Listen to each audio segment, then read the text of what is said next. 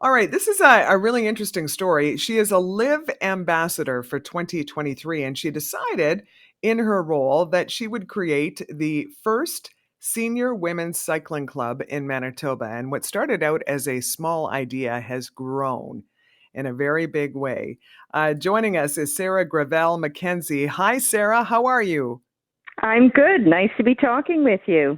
Good to talk to you. First and foremost, what is a Live ambassador? Well, Liv is the only major cycling brand that is totally dedicated to women. And their mission is to get more women on bikes. And so when Bikes and Beyond, which is a local bike shop on Henderson Highway, approached me, they asked me if I want to apply to be a Live ambassador. And in that role, it is to try and get more women on bikes. So my proposal to them was I really want to focus on senior women. And I wanted to try and help these senior women rediscover the joy of cycling. So I sort of put a plan together, and it's just gone so well. Well, I mean, again, okay. I have so many questions. Okay, first and foremost, what was the plan? What was the plan you put together? Well, initially, the plan was we would have tryout rides, sort of one-time tryout rides, because I wasn't sure what the response was going to be. So there'd be one in June, one in July, and one in August. Women would sign up, and they would come out and do the ride. But as I was doing this and putting it together and promoting it, the demand, women kept saying, no, no, no, I want to ride once a week. I want to ride maybe once every couple of weeks. And it just ballooned from there. So now we're running 4 weekly group rides. And as well, we did the 3 one-time group rides. And on September 3rd, we're doing a generational ride with grandparents and parents and children. And again, sort of promoting not only more women on bikes, but that cycling is for life. Wow. I know, it's Obviously, you amazing. must have been very surprised in a very happy way to get this kind of response. Incredibly happy. Again, like I said, I wasn't 100% sure what the response was going to be, right? And it has surpassed everything. Right now, actually today I just registered another woman, so we're over 50 now that are riding in various rides, the weekly or the one time, and we have almost 40 women on the wait list. Wow. So tell us about the rides. What kind of rides do you guys do? The rides are so much fun. We have a meetup location, and I'm keeping them mostly on bike paths and bike trails because a lot of the women, one of the barriers they talked about over and over was not sort of feeling safe, either riding alone and or dealing with traffic. So to help them get comfortable and get back on their bikes, I thought let's just keep it on paths and trails. So we will sometimes meet up on the Transcona Trail. Sometimes we're on the Gateway Chief Peguis Trail system. In August, we're going to do the Duff Roblin Trails.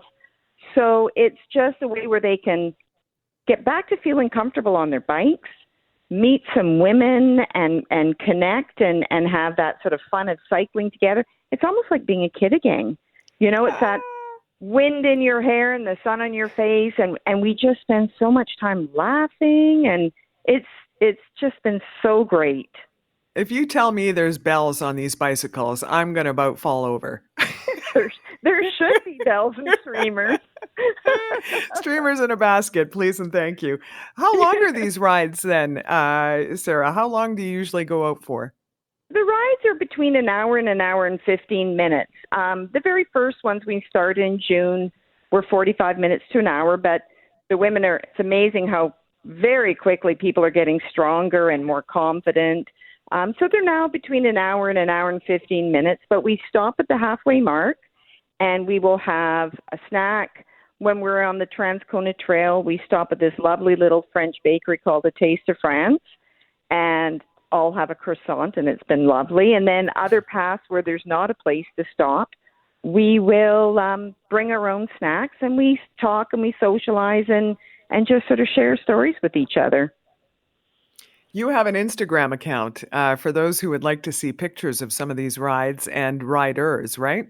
Yes, we do. And I post after every ride. I post pictures and sometimes we do sort of funny videos. And Yeah, there's lots of information there, and other sort of stuff to motivate. We talk a lot about on our postings about, you know, not just physical health but mental health, and how important it is as, you know, we age and get older, not just to be physically strong, but to have that sense of well-being overall, and that includes our mental health.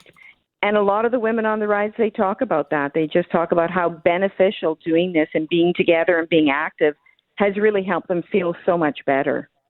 Well, that ties into our previous guest. We just had a clinical psychologist on, and we were talking about tomorrow is World Brain Day.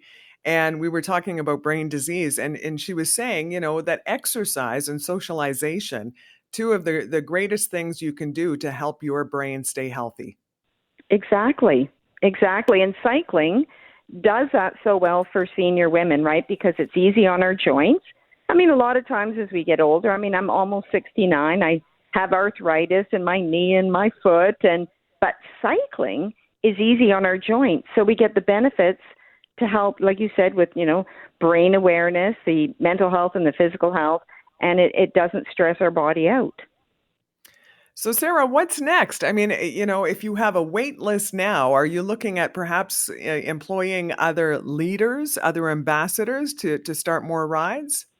The goal is, I've already been lucky enough to get 3 volunteers who help on the rides. There's a position called the ride sweep, where they're at the back, right? Because it's a no drop ride. Nobody's going to be left behind. And so we have them positioned throughout the ride. There's people there to keep us all connected.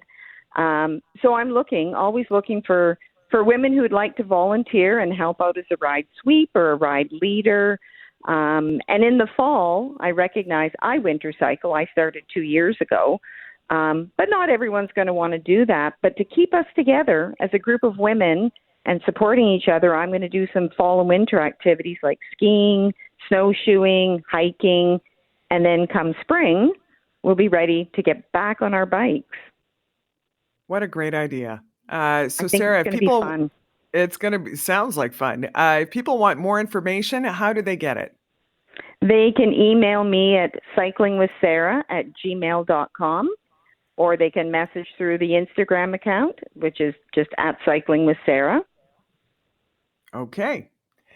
Well, Sarah, congratulations.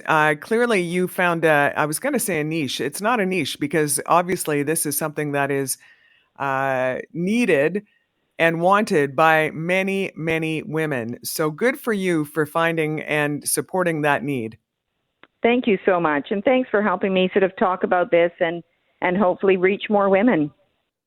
I would imagine you might get a call or an email or two in There the you next few go. days. Sarah, have a wonderful weekend. Enjoy your riding. Thank you. Bye. Bye-bye. Sarah Gravelle-MacKenzie. Again, if you want more information, cyclingwithsarah.gmail.com or at gmail.com rather, pardon me, or check out our Instagram account. There's some great pictures and videos up on there as well at Cycling with Sarah. All right, this is a really interesting story. She is a